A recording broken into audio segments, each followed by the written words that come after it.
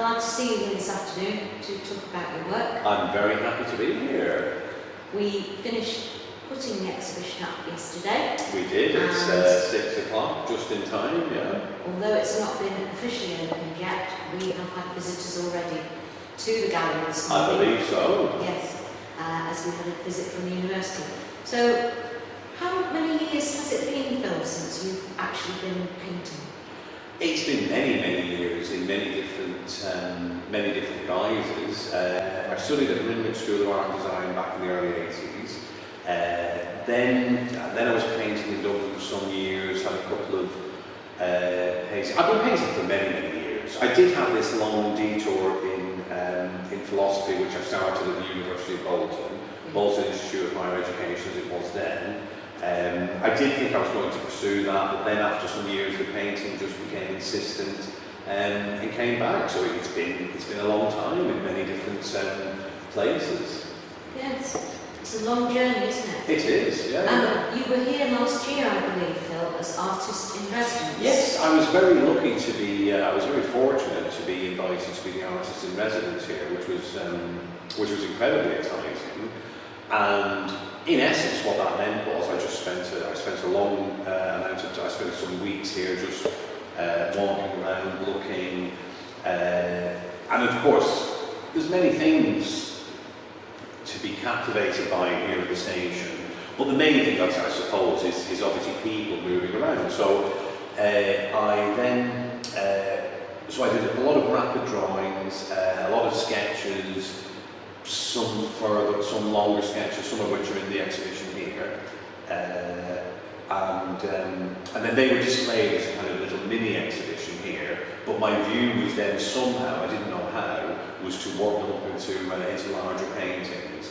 So basically that's what I did, and I just became really struck by aspects of people moving around the station, because of course they're in between.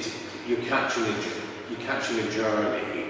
It could be in between journeys. So you're getting people, sudden fragments and sudden moments of journeys of people moving in between trains, waiting around, whatever. So the more I looked and the more I did these sketches, the more I realised there was just so much more that I could work on.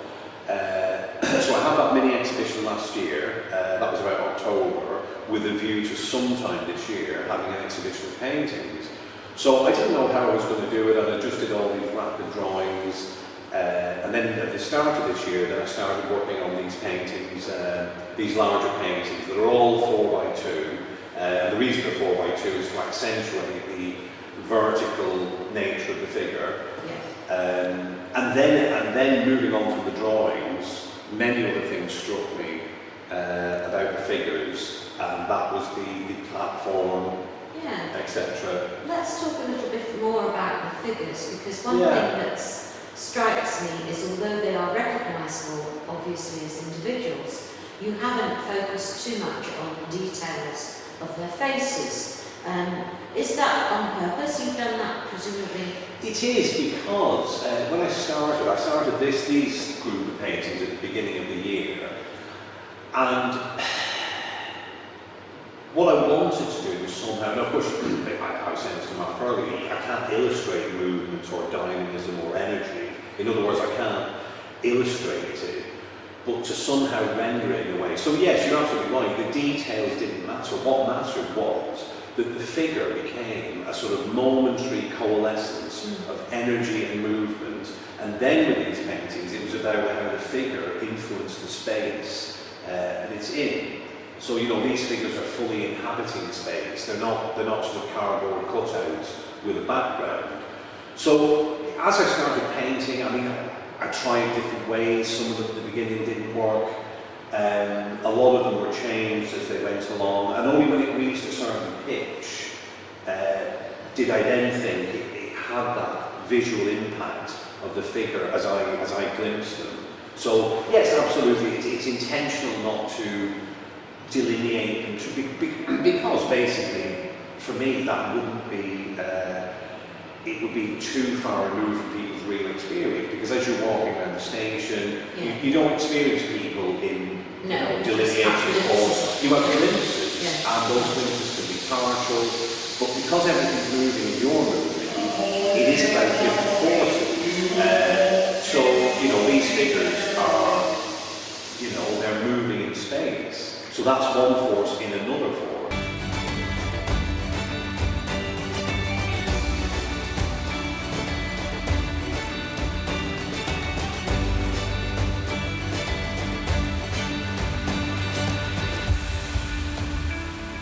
So, the title of the exhibition, Phil, Oh, is yes. called Different Stations. Different Could stations. you just explain perhaps the different meanings of the title for us? Yeah, well, basically, it took a while to come up with it. I mean, obviously, it had to be something that would tie it all together. And the whole point is that, very simply, is it is one station, it's Bolton stations, but it is, of course, to each of these travellers on their odyssey, a different station.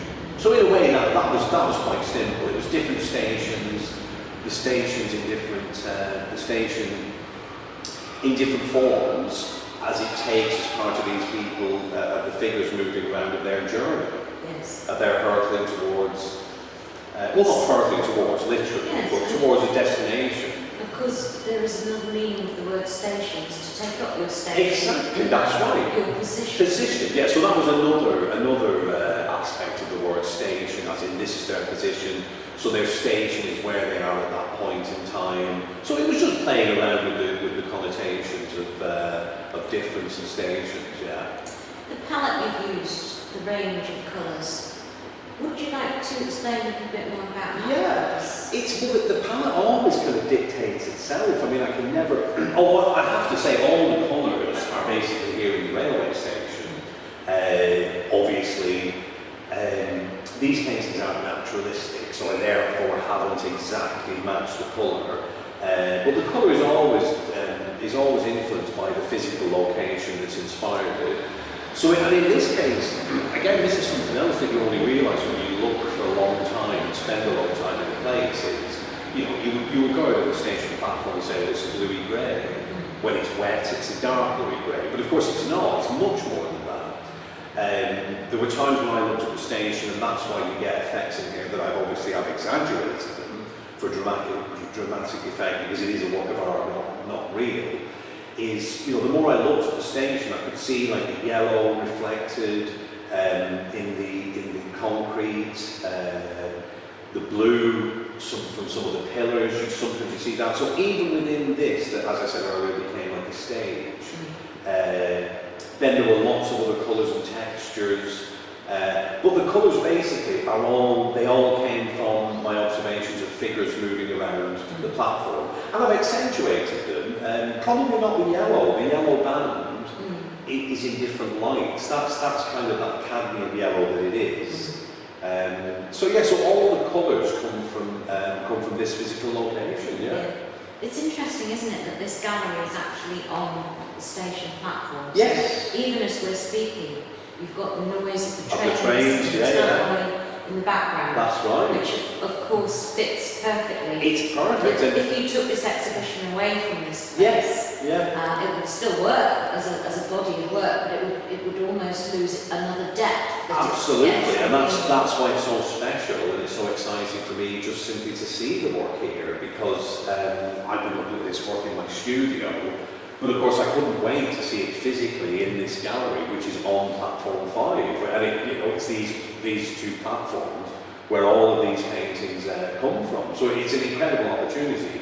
And again, this goes back to me being invited very kindly by Julie and the Platform Gallery to be the artist in residence. I firmly wanted it to be absolutely here embedded in the railway station. Yeah. And this gallery and this community space that we have here, which of course is within the building now, having been invested in by Northern Rail and the University of Bolton, is very special. So I want to do something that was, it is literally here on the other side of the wall. That's right. So for me it's a fantastic opportunity, and I just have to say now, to express my thanks to Julie here at the Platform Gallery and to the University of Bolton for the opportunity to to be here, and to all the railway staff actually who keep letting me in and out. Yes, the railway staff. I've been from the railway staff here at the Very station. supportive. Yeah. But it's you that's done the hard work for the railway. Well, it is. It's a labour of love, but like I say, it is unique because I spent so much time here last year,